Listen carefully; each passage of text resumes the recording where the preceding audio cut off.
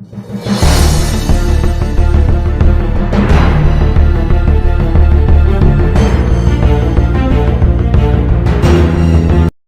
दोस्तों, मैं हूं एडवोकेट डीपी पांडे और आज की इस वीडियो में हम बात करेंगे अग्रिम जमानत पर यानी एंटीसिपेटरी बेल पर। दोस्तों, अग्रिम जमानत के बारे में दंड प्रक्रिया संहिता 1973 की धारा 438 में बताया गया है और इसकी पूरी प्रक्रिया क्या है, इसमें अग्रिम जमानत कैसे ली जा सकती है, आज की इस वीडियो में हम इस पर डिस्कस करेंगे।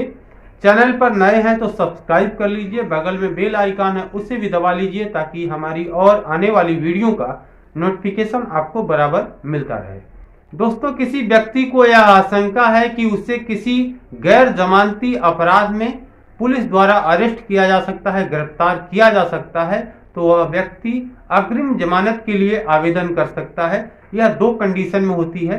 पहले तो यह है कि किसी गैर जमानती अपराध में, किसी गैर जमानती ऐसे अपराध में जो संज्ञेय है और आपकी गिरफ्तारी उसमें हो सकती है, तो एफआईआर रजिस्टर्ड हो गया, आपको पता हो गया कि आपकी किसी भी समय गिरफ्तारी हो सकती है, तो आप न्यायालय में अग्रिम जमानत के लिए आवेदन कर सकते हैं।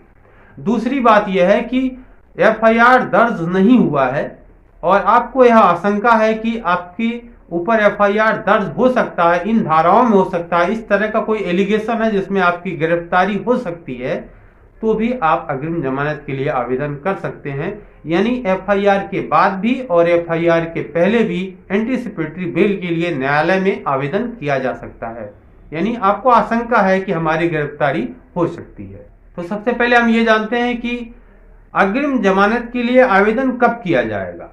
तो इसमें नंबर 1 बात यह है कि गिरफ्तारी से पूर्व होगा इसका आवेदन। यानी गिरफ्तार अगर कोई व्यक्ति कर लिया गया है, पुलिस ने उसे अरेस्ट कर लिया, तो एंटीसिपेटरी बेल के लिए अप्लाई नहीं किया जा सकता है। और नंबर 2 बात यह कि केवल और केवल नॉन बेलेबल ऑफेंस में ही इसके लिए आवेदन किया जा सकता है। एंटीसिपेटरी बेल के लिए दोनों सिचुएशन बहुत जरूरी है कि वह नॉन बेलेबल ऑफेंस भी होना चाहिए और गिरफ्तारी से पूर्व ये आवेदन किया जाएगा। अब हम जानते हैं कि एंटीसिपेटरी बेल के लिए आवेदन किस न्यायालय में किया जाएगा। तो इसके लिए सेशन न्यायालय में भी एंटीसिपेटरी बेल के लिए आवेदन किया जा सकता है और उच्च न्यायालय यानी हाई कोर्ट में भी इसके लिए आवेदन किया जा सकता है। कोशिश ये करनी चाहिए कि सबसे पहले सेशन कोर्ट में ही इसके लिए आवेदन करें और वहां से यदि बेल रिजेक्ट होती है एंटीसिपेटरी बेल, तो चैलेंज किया जा सकता है। अब हम ये जानते हैं कि किस व्यक्ति को एंटीसिपेटरी बेल दी जाएगी और किस व्यक्ति को नहीं दी जाएगी। यानी जिस व्यक्ति के पास कोई क्रिमिनल हिस्ट्री है, उसका कोई आपराधिक इतिहास है, तो एंटीसिपेटरी बेल के लिए उसे दिक्कत आ सकती है। और दूसरा कि वह व्यक्ति जो आवेदन करता है वो उसके पहले क्या कभी किसी ऐसे अपराध में दोषी पाया गया है, दोष सिद्ध किया गया हो, तो उसे भी एंटीसिपेटरी बेल नहीं दी जा सकती। तीसरा यह है कि यदि नॉन बेलेबल ऑफेंस नहीं है तो कोई मतलब भी नहीं बनता कि इसके लिए आवेदन किया जा सके, क्योंकि बेलेबल ऑफेंस में तो वैसे भी आपका राइट है, आपका मूलभूत अधिकार है कि आपको बेल दी जाएगी, उसमें एंटीसिपेटरी बेल या इस तरह की कोई आवश्यकता नहीं होती है।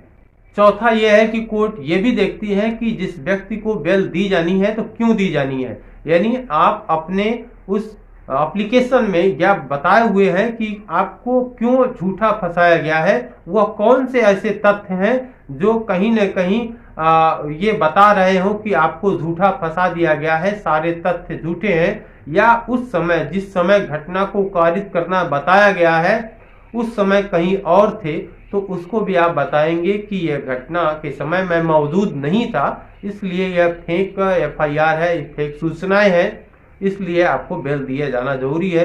सबसे महत्वपूर्ण बात मैं अब ये बताऊंगा कि जब भी कोर्ट एंटीसिपेटरी बेल अलाउ करती हैं तो कुछ कंडीशन देती हैं। उस कंडीशन को जो आवेदक है, जो जिसके ऊपर अभियोग लगाया गया है, वो उसको फॉलो करनी पड़ती है। वो कोर्ट को वचन देता है, अंडरटेकिंग करता है कि जब भी किसी पुलिस अधिकारी द्वारा थाने में बुलाया जाएगा तो वो थाने में आएगा। दूसरा यह है कि पुलिस अधिकारी द्वारा जो विवेचना की जा रही है उस विवेचना में वह व्यक्ति पूरा प्रॉपर सहयोग करेगा, वो उससे भागेगा नहीं।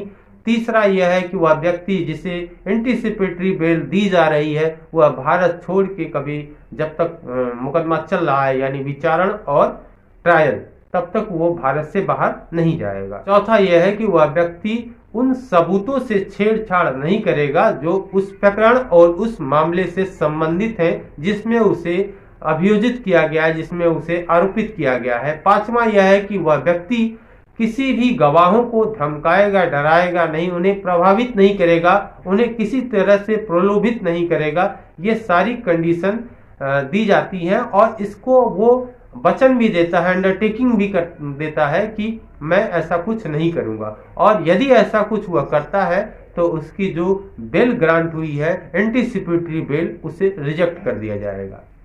एंटीसिपेटरी बेल का उद्देश्य ये है कि यह इस उद्देश्य से बनाई गई कि किसी व्यक्ति को जो निर्दोष है और किसी झूठे मामले में उसे फंसा दिया गया है तो उस व्यक्ति को ये जेल न जाना पड़े, उसकी सामाजिक कोई क्षति न हो, उसकी ख्याति को कोई नुकसान न पहुंचे। इसलिए यह इसका प्रावधान दिया गया है कि व्यक्ति को एंटीसिपेटरी बेल दे दी जाए ताकि उसकी इस तरह की कोई क्षति न हो और वह निर्दोष व्यक्तियों को जेल न जाना पड़े।